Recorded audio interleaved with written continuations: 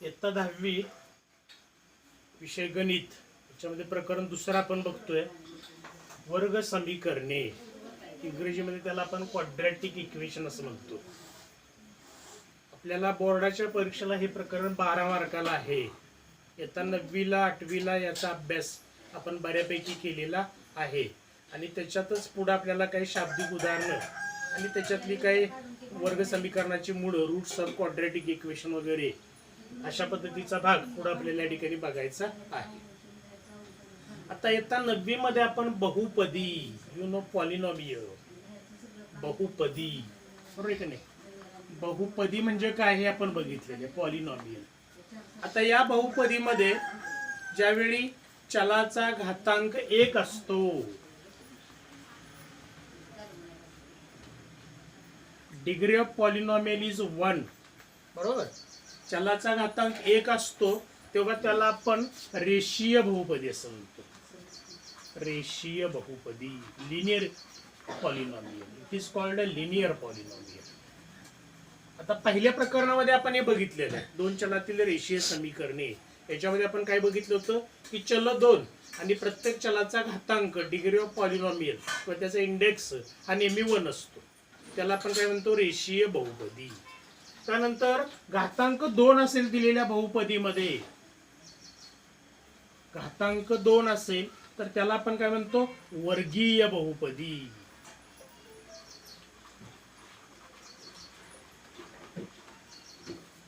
बरोबर आहे. आणि मग याला आपण इंग्रजीमध्ये क्वाड्रॅटिक पॉलिनॉमियल असं या ठिकाणी म्हणू येतो. आणि मग घातांक 3, 4, 5 अशा पद्धतीने असेल तर त्या पद्धतीने त्याला आपण बहुपदी. आता पहिल्यांदा बहुपदी म्हणजे काय हे बघावं लागेल.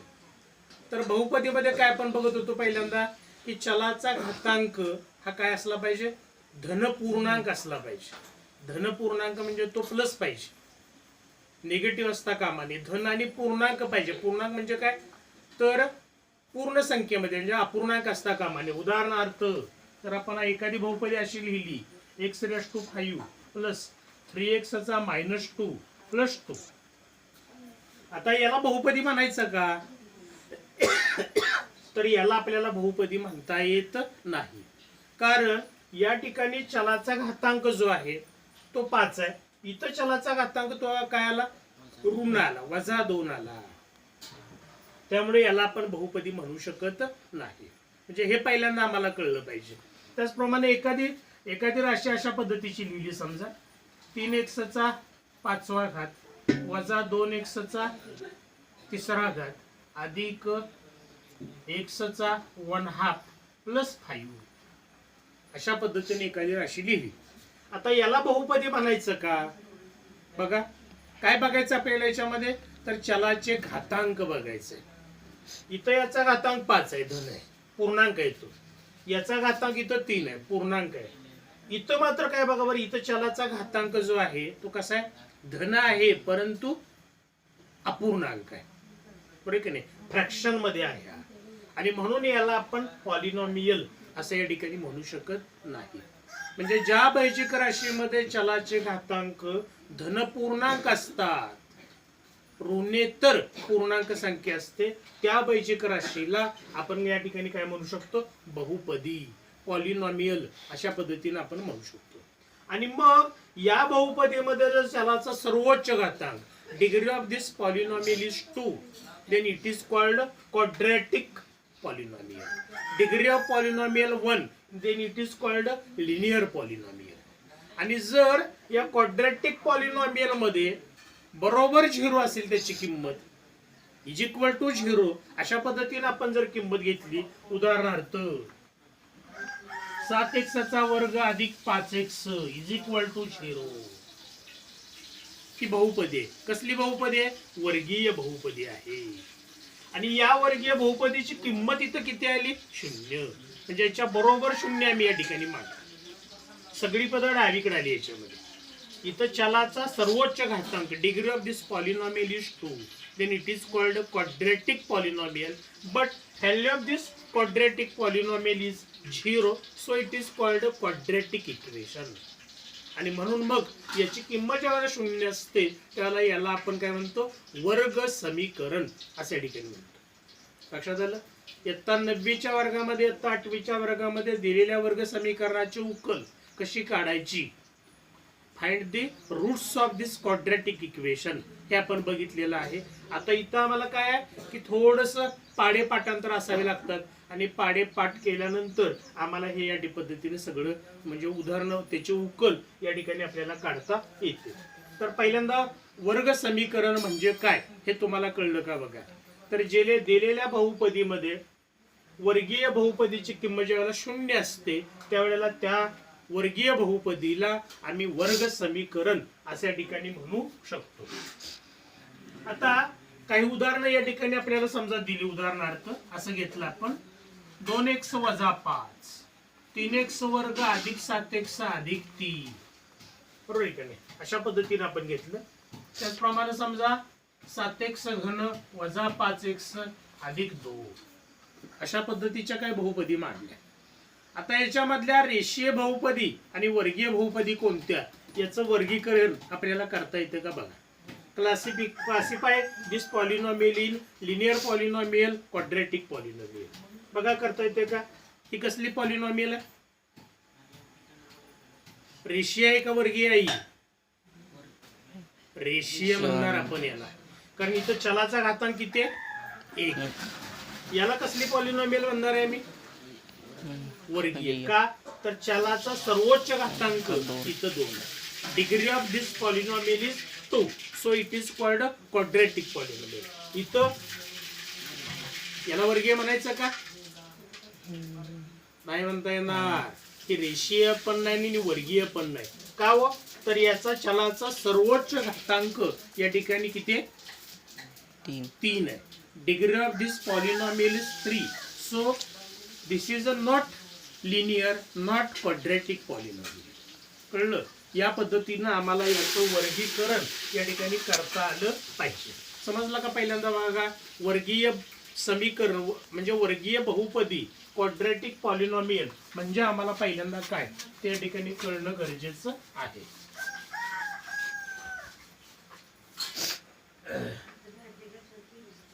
आता वर्ग बहुपदीची किंमत मग अशी मी तुम्हाला सांगितली की वर्ग बहुपदीची किंमत जर आम्ही 0 घेतली तर जे समीकरण आम्हाला मिळतं त्याला आपण काय म्हणतो, वर्ग समीकरण. आता एक उदाहरण या ठिकाणी आपण घेतलं. समजा संकेतने 200 चौरस मीटर क्षेत्रफळाचा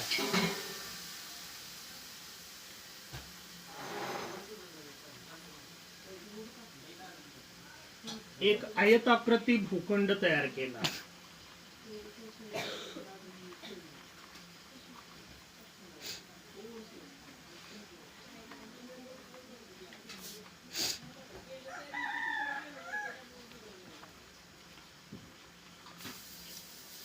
भूखंडाची लांबी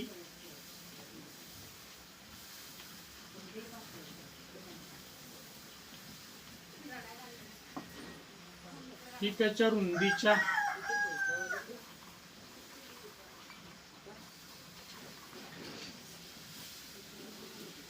रुंदीपेक्षा 10 मीटरने जास्त होती.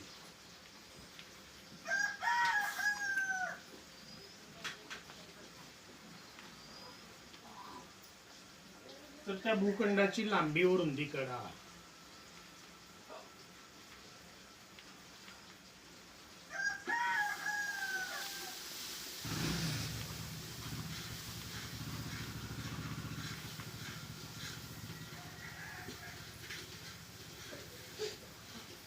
बघा उदाहरण कसं दिले या ठिकाणी.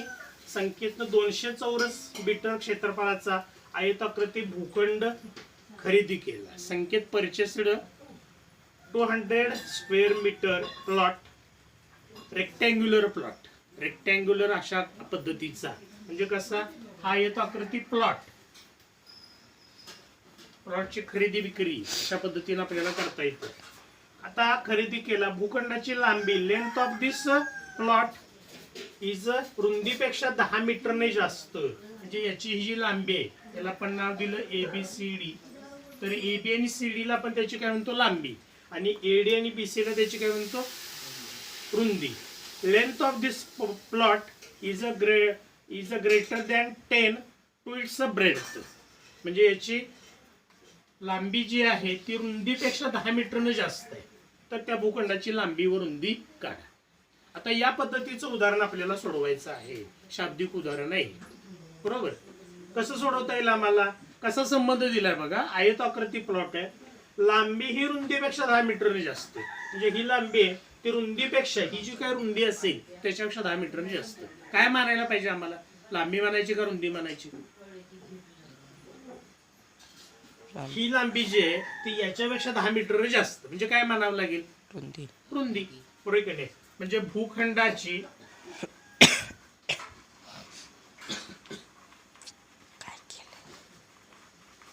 रुंदी x काय येणार आहे मीटर मानू. बरोबर. म्हणून त्याची लांबी काय येणार आहे आता 10 मीटर जास्त, म्हणजे किती येणार आहे, ही जी काय असेल त्याच्यापेक्षा 10 मीटर जास्त म्हणजे किती, ही समजा 20 असली तर ही किती येणार आहे 30. म्हणजे काय केलं, पहिल्यामध्ये रुंदीमध्ये 10 मिळवली, तसं इथं रुंदी x दिल्या त्याच्यात 10 म्हणजे x अधिक 10 मीटर. बरोबर. जी काय असेल त्याच्यामध्ये 10. आता आयताचं क्षेत्रफळ बरोबर area of rectangle is equal to काय सूत्र, आयताचं क्षेत्रफळ काय सूत्र त्याचं, काय काय घेतोय आपण इथं, लांबी आणि रुंदी घेतोय. आयताच्या क्षेत्रफळाचं सूत्र काय, लांबी गुणिले रुंदी. लांबी गुणिले रुंदी L इंटू B. बरोबर. आता बघा कसं मिळालं, या ठिकाणी क्षेत्रफळ किती दिले 200 बरोबर, लांबी x अधिक 10 त्याला गुणिले रुंदी x. पुढे जाऊन 200 बरोबर x अधिक 10 गुणिले x, x नाथ मध्ये गुणलं तर काय होईल x वर्ग अधिक x गुणिले 10 10x.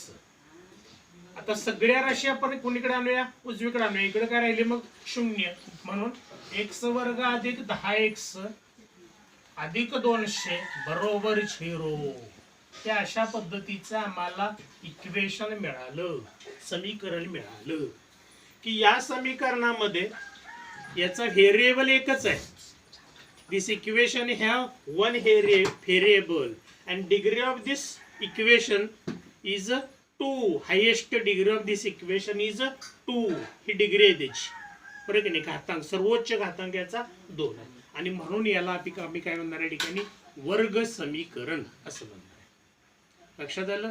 म्हणजे शाब्दिक उदाहरणाच्या वर्ण आपल्याला हे वर्ग समीकरण कसं मिळतं हे आपल्याला या ठिकाणी करू शकतो, आणि मग हे वर्ग समीकरण आपल्याला पुढे सोडवता येतं, आणि सोडवून त्याच्यावरनं आयताची त्या आयताकृती भूखंडाची म्हणजे तो रेक्टँग्युलर प्लॉट जो आहे त्याची लांबी आणि रुंदी हे अशा पद्धतीने आपल्याला या ठिकाणी काढता येते. समजला का भाग बघा. म्हणजे वर्ग समीकरण आपल्याला अशा पद्धतीने या ठिकाणी मिळतं.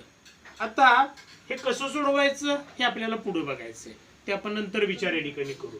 त्याच्यापूर्वी आपल्याला काही बहुपदी दिलेले आहेत, आणि मग ते वर्ग समीकरण आहे किंवा नाही हे पहिल्यांदा आम्हाला ओळखता येणं गरजेचं आहे. आता उदाहरणार्थ समजा असं काय आपल्याला बहुपदी मांडली,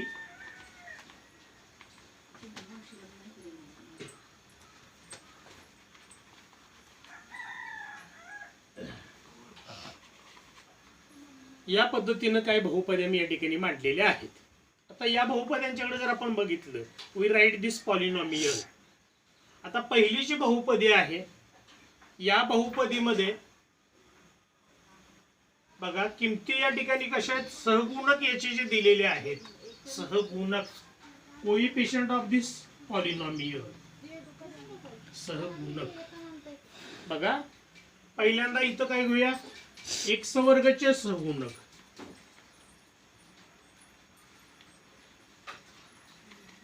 त्यानंतर x चे सहगुणक, कोइफिशियंट ऑफ एक्स, आणि तिसरं काय घेणार आहे आपण, स्थिर पद, कॉन्स्टंट टर्म याच्यातल्या. बरोबर आहे.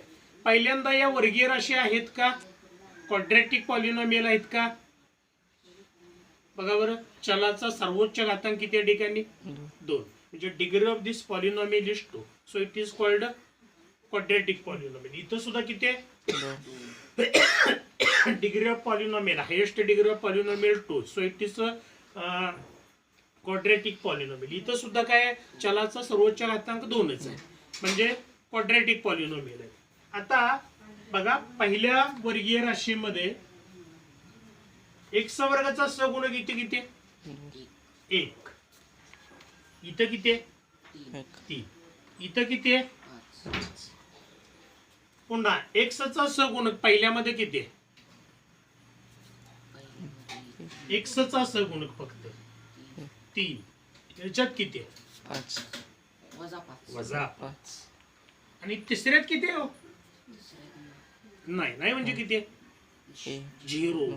काहीच नसतं म्हणजे काय असते, 0 असतं. बरोबर. पुढे स्थिर पद पहिल्यामध्ये किती आहे, कॉन्स्टंट टर्म, वजा 5. चिन्हात सांगायचं सगळं. याच्यात कॉन्स्टंट टर्म किती आहे, दुसऱ्या काहीच नाही म्हणजे काय आहे, 0. तिसऱ्यामध्ये कॉन्स्टंट टर्म किती आहे, काहीच नाही म्हणजे किती आहे, 0. बघा, लक्षात येते का. आता याच्यावरनं आपल्याला काय सांगता येतं, तर पहिल्या वर्गीय राशीमध्ये तिन्ही पद आहेत, दुसऱ्या याच्यामध्ये तिसरं पद नाही, स्थिर पद नाही, तर तिसऱ्या वर्गीय राशीमध्ये दुसरं आणि तिसरं या ठिकाणी पद नाही, पण तरी सुद्धा या वर्गीय राशी आहेत. बरोबर आहे की नाही, तरी सुद्धा या वर्गीय राशी आहेत. आता यावरून आपल्याला वर्ग समीकरणाचं सामान्य रूप या ठिकाणी सांगता येईल. सामान्य रूप, general form of quadratic equation. म्हणजे काय सामान्य रूप असू शकतं, तर ज्या एका चलातील राशी ज्या असतात, एका चलातल्या अशा पद्धतीच्या राशी समीकरणामध्ये सर्व घातांक काय, पूर्ण संख्या आहेत. बरोबर, घातांक पूर्ण संख्या आहेत. 2 आहे, 1 आहे, याचा घातांक किती हो, 5चा 1 नाही, 0 घातांक असतो. बरोबर की नाही, म्हणजे याचा घातांक दिलेला नाही, याचा अर्थ 1 घातांक असला पाहिजे, तो 5चा घातांक 1 असला पाहिजे. बरोबर आहे. आणि मग अशा पद्धतीनं याच्यामध्ये याचे घातांक हे पूर्ण संख्या अशा पद्धतीच्या असून चलाचा सर्वात मोठा घातांक 2 असतो. चलाचा सर्वात मोठा घातांक 2.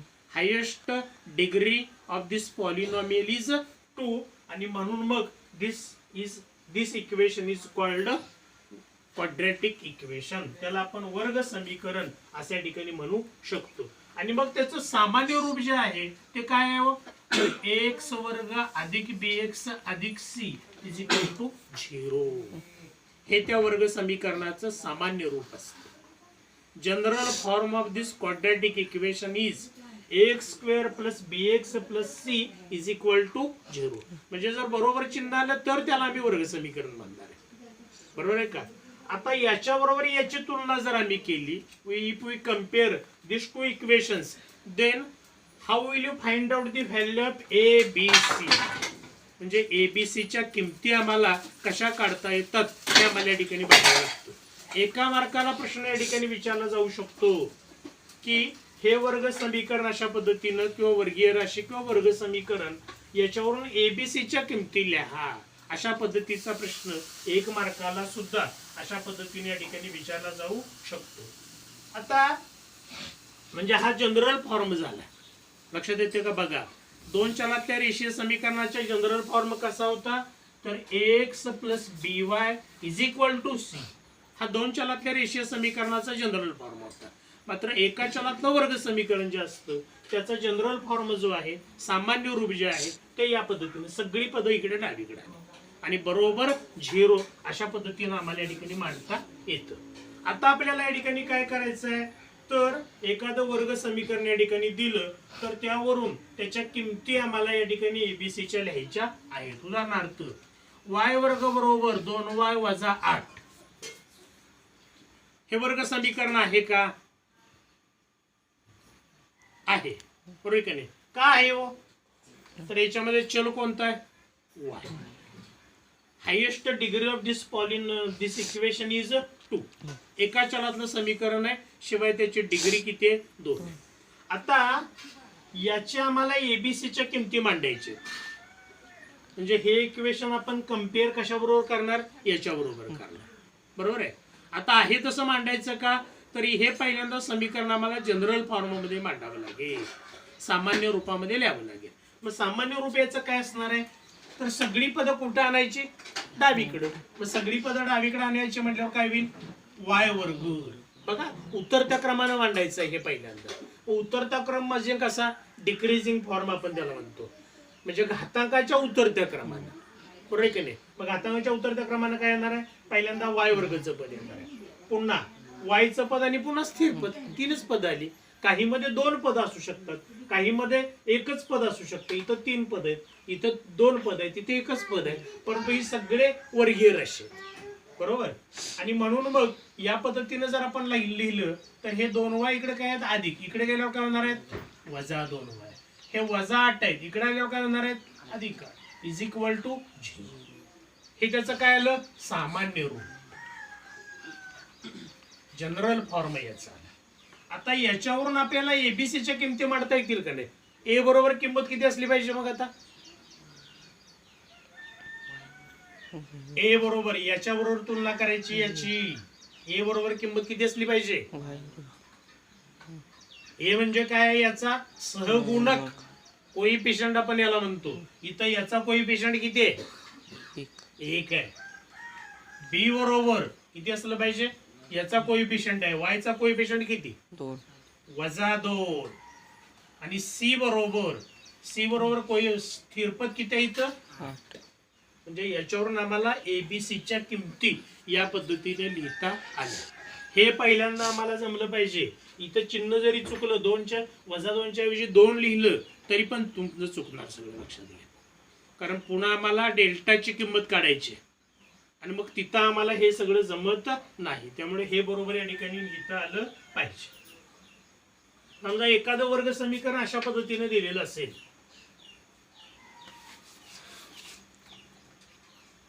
x वर्ग वजा 5 इज इक्वल टू 0. एबीसीच्या किमती आम्हाला लिहायच्या त्याच्यावर. आहे का वर्ग समीकरण? आहे, बरोबर आहे का? चलाचा सर्वोच्च घातांक 2 आहे, म्हणजे वर्ग समीकरण आहे. आता याची तुलना कशावर करायची आम्हाला? तर x square plus b x plus c is equal to 0. आता मला सांगा, याच्यावरून एबीसीच्या किमती आम्हाला मांडायच्या, ए ची, बी ची आणि सी ची. किती असेल ए ची किंमत या समीकरणामध्ये? किती असेल किंमत? 1. बी ची किंमत किती असेल आता याच्यामध्ये? वजा 5. बी ची किंमत एक्स. बी ची किंमत म्हणजे काय? तो कशाचा सगुणक आहे? एक्स. इथं एक्सचं पद आहे का? कुठं एक्सचं पद याच्यामध्ये? हे, अरे हे वर्गाचं पद आहे. एक्सचं पद कुठे आहे याच्यामध्ये? फक्त एक्स असणारं पद आहे का? नाही. याचा अर्थ एक्सचं पद नाही, याचा अर्थ त्याचा सगुणक किती असला पाहिजे? 0. आणि सी बरोबर किती असलं पाहिजे मग आता? वजा 5. स्थिर पद याच्यातलं. हे आम्हाला बरोबर कळलं तर ठीक आहे, अन्यथा येणार नाही. काय लक्षात ठेवा, चलाचं पद याचा अर्थ फक्त चल असलं पाहिजे त्याच्यामध्ये, एक्स पद. वर्गाचं पद याचा अर्थ वर्ग असला पाहिजे, आणि स्थिर पद म्हणजे स्थिर पदच असलं पाहिजे. लक्षात आलं? एबीसीच्या किमती बरोबर ओळखता येणं गरजेचं आहे. ठीक आहे. पुढं समजा एखादी वर्ग राशी अशी वर्गीय बहुपदी वर्ग समीकरण असं मांडलं, वजा 3y वर्ग इज इक्वल टू 0. आहे का वर्ग समीकरण? आहे. चलाचा सर्वोच्च घातांक 2 वर्ग समीकरण आहे. आता एबीसीच्या किमती आम्हाला मांडायच्या याच्यामध्ये. किती असेल ए बरोबर? किती? वजा 3. बी बरोबर किती असलं पाहिजे? बी बरोबर किती असलं पाहिजे? बी बरोबर झाले आता याच्यातलं. बी म्हणजे काय? फक्त एक्सचं पद, चलाचं पद आहे का? चलाचं पद याच्यात नाही. नाही म्हणजे सगुण किती असलं पाहिजे? 0. पटकन सांगता आलं पाहिजे. सी बरोबर स्थिर पद which is constant term here. स्थिर पद किती असलं पाहिजे त्याचं? 0. बरोबर का नाही? नाहीच याच्यामध्ये स्थिर पद म्हणजे काय असलं पाहिजे? 0. लक्षात आलं? या पद्धतीनं आम्हाला बरोबर किमती ओळखता आल्या पाहिजे. आता प्रश्न तुम्हाला एक मार्काला असू शकतो की खालीलपैकी वर्ग समीकरणे कोणती आहेत ते ओळखा. वर्ग समीकरणे which is the quadratic equation आपल्याला शोधायचं आहे ते. बरोबर आहे का नाही? आता मी काही समीकरण या ठिकाणी मांडतो. उदाहरणार्थ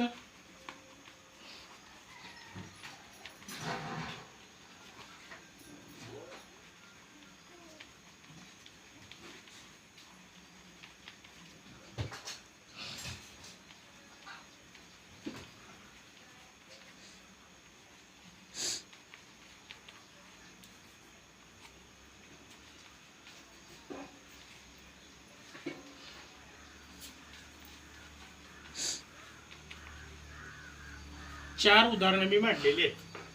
याच्यातली कोणती वर्ग समीकरण आहेत ते ओळखायचं. पहिलं सांगा बरं, आहे का वर्ग समीकरण? आहे. काय हो? चलाचा सर्वात मोठा घातांक किती आहे? 2 आहे का? चल कोणता आहे? चल एक्स. चलाचा सर्वात मोठा घातांक 2 आहे म्हणजे वर्ग समीकरण आहे. दुसरं वर्ग समीकरण आहे का? आहे. कोणतं चल आहे? वाय. पद किती आहेत? 2च आहेत. याच्यामध्ये ए ची किंमत किती असेल? याच्यामध्ये ए ची किंमत 3. बी ची सी ची 3. दुसऱ्या समीकरणामध्ये ए ची किंमत किती असेल? 10. बी ची किती असणार आहे? बी ची किंमत 0. बी चं पदच नाही याच्यामध्ये म्हणजे चलाचं पद आहे का? नाही. सी ची किंमत किती असली पाहिजे? 6. तिसरी बहुपदी समीकरण मांडले. हे वर्गीय आहे का?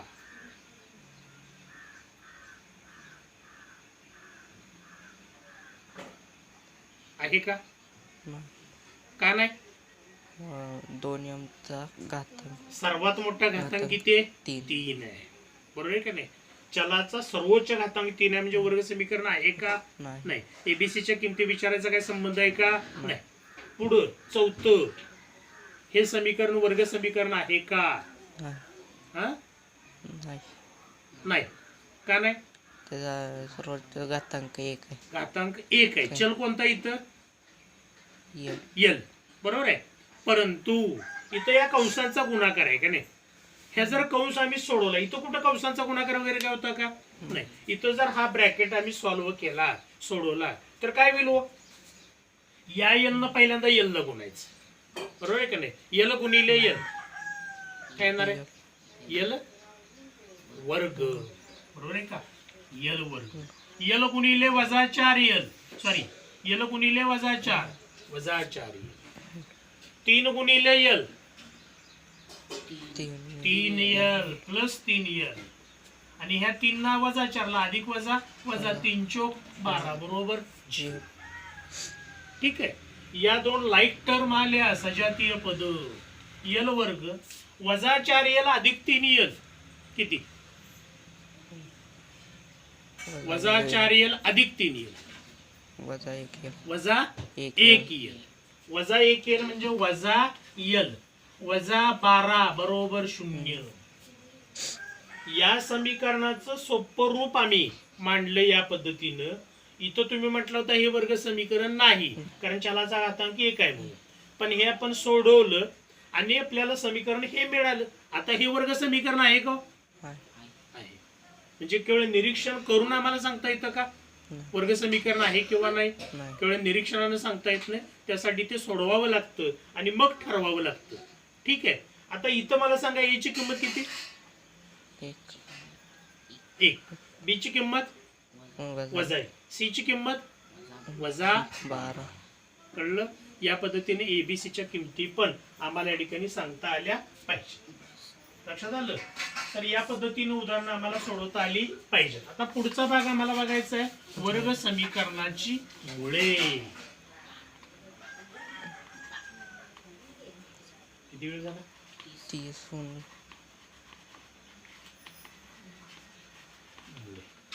30ला जास्त. ठीक आहे. तर या पद्धतीनं हा याच्या पुढचा भाग आपण उद्याच्या तासाला या ठिकाणी बघू. अभ्यास तुम्ही सोडवायचा आहे.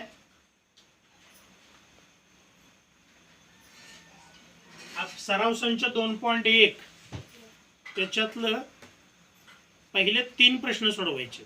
सराव संच 2.1 प्रश्न 3 पहिले या पद्धतीने सोडवा. उद्याच्या तासाला आपण वर्ग समीकरणाची मुळे रूट्स ऑफ क्वाड्रॅटिक इक्वेशन हा भाग उद्याच्या तासाला आपण बघू. ठीक आहे.